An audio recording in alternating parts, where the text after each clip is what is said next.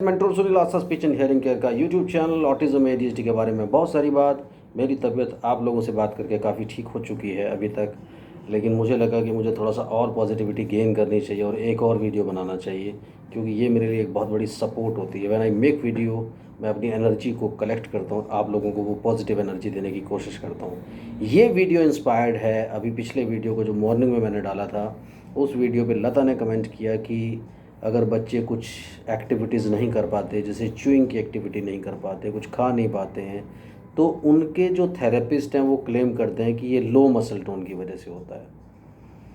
सबसे पहले चैनल को सब्सक्राइब कीजिए, लाइक कीजिए, शेयर कीजिए, दोस्तों में फैला दीजिए। उसके बाद लता के कमेंट पे वापस आएंगे। मुझसे कंसल्ट करने के लिए 8168790299 ये मेरा मोबाइल नंबर है। और अगर आप इंडिया के बाहर से कॉल करना चाहते हैं, कंसल्ट करना चाहते हैं, +91 इंडिया का आईएसडी कोड लगाना बिल्कुल ना भूलें।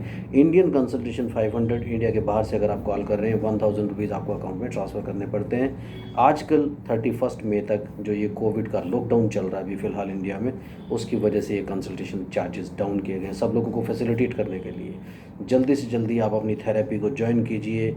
जो लॉकडाउन का टाइम है जिसमें आपको घर पे रहना है, ज़्यादा से ज़्यादा टाइम पे आप ब्लेसिंग इन डिस्गाइज बना करके अपने बच्चों को भी ठीक कर लीजिए। और सबसे बड़ी बात है, जब आप सेंटर्स जाते हैं नॉर्मली इस फील्ड के अंदर occupational therapist, behaviour therapist, speech therapist सारा मिला करके आपको ऑलमोस्ट 30-40 हज़ार रुपये महीना खर्च करना पड़ता है। But when you contact here तो यहाँ पर काफ़ी नॉमिनल चार्जेस में आपको थेरेपी स्किल सीखने को मिलते हैं और उस पर आप प्रैक्टिस कर सकते हो। सो वापस आते हैं लता के कमेंट पर कि ऐसे थेरेपिस्ट कहते हैं कि वो लो मसल टोन की वजह से होता है। मसल टोन के बारे में कुछ बताइए। तो लता, मुझे ना एक मीम याद आ रहा है यहाँ पर, आप अक्सर देखते होंगे अपने वीडियोज़ में, एकदम से यूं करके कहते कि कौन है ये लोग और कहाँ से आते हैं ये जो आपको ऐसी बातें कहते हैं। डियर, आपका जो बच्चा है वो ऑटिज़म, एडीएचडी, डिलेड स्पीच वाली कैटेगरी में आ रहा है। जब आप मसल टोन की बात करते हैं, इंक्रीज मसल टोन या डिक्रीज्ड मसल टोन, लो मसल टोन या हाई मसल टोन, हाइपरटोनिया या हाइपोटोनिया, ये प्रॉब्लम होती है उन बच्चों में जो बच्चे सेरेब्रल पैल्सिड होते हैं, जो बच्चे सीपी होते हैं। स्पेशली सबसे बड़ा सिम्टम क्या होता है, ये बच्चे पैदा होते ही रोते नहीं हैं। उसके बाद क्या होता है, उनका डेवलपमेंट स्लो हो जाता है, उनका अपनी बॉडी पे कंट्रोल कम होता है, नेक होल्डिंग लेट शुरू करेंगे वो लोग, चलना फिरना लेट शुरू करेंगे, और कुछ बच्चे तो चलेंगे ही नहीं। जब आप ऐसे बच्चों को उठा, लो मसल टोन बच्चे कौन से होते हैं पहले तो ये समझना बड़ा इंपॉर्टेंट है।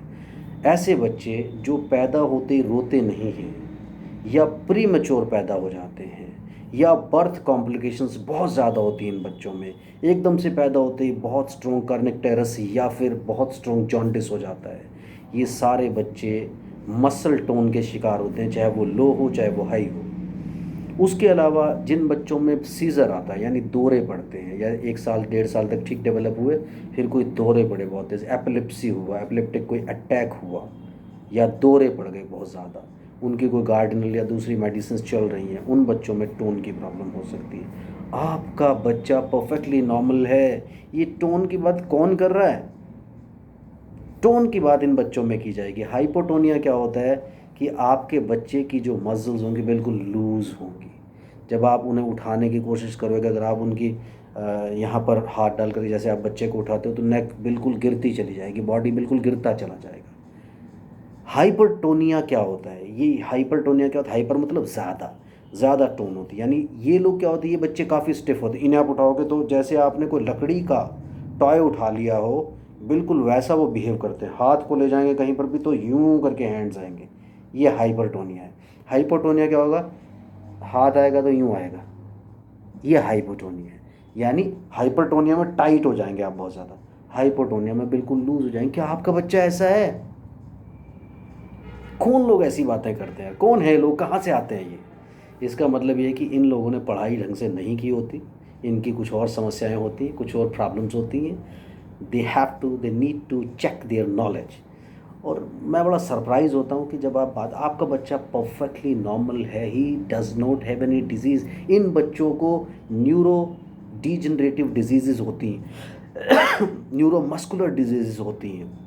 यानी अगर आप इन बच्चों की एमआरआई करोगे तो उसमें आपको प्रॉब्लम्स नज़र आएंगी। आपका बच्चा है, उसकी एमआरआई करो, आप कोई भी ईईजी कुछ भी टेस्ट करो, उसके सारे टेस्ट नॉर्मल आएंगे।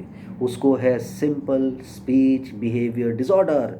और ये जो उसको नहीं होता है, जो वो ये नहीं कर पाता है, वो नहीं कर पाता है, मैंने बार बार कहा है कि ये सब फोकस और अटेंशन की वजह से है। अब जैसे मैं इधर टीवी देख रहा हूँ और मेरा ध्यान उधर है, और आप इधर से मुझे बोले कि ये ट्रे में से आप कप उठा लें चाय का, तो डेफिनेटली मैं उसको पंच मार के चाय को गिरा दूंगा। दैट डज नॉट मीन कि मुझे कोई प्रॉब्लम है।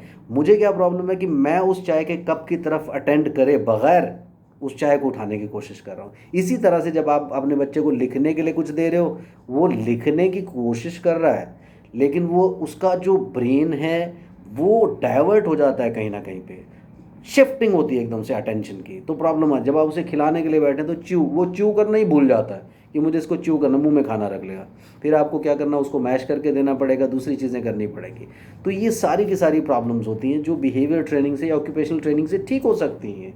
लेकिन जो हाइपोटोनिया और हाइपरटोनिया की प्रॉब्लम है वो सिर्फ और सिर्फ आप उसको मैनेजेबल बना सकते हैं, you can not really treat it. तो इसलिए बड़े गौर से आपको अपनी प्रॉब्लम समझनी होती है। हाइपरटोनिया हाइपोटोनिया ये जितनी भी प्रॉब्लम्स हैं, ये प्रॉब्लम्स आपके बच्चों के साथ रिलेटेड नहीं हैं। आप पॉजिटिव रहो, आपके बच्चे को कोई बीमारी नहीं है।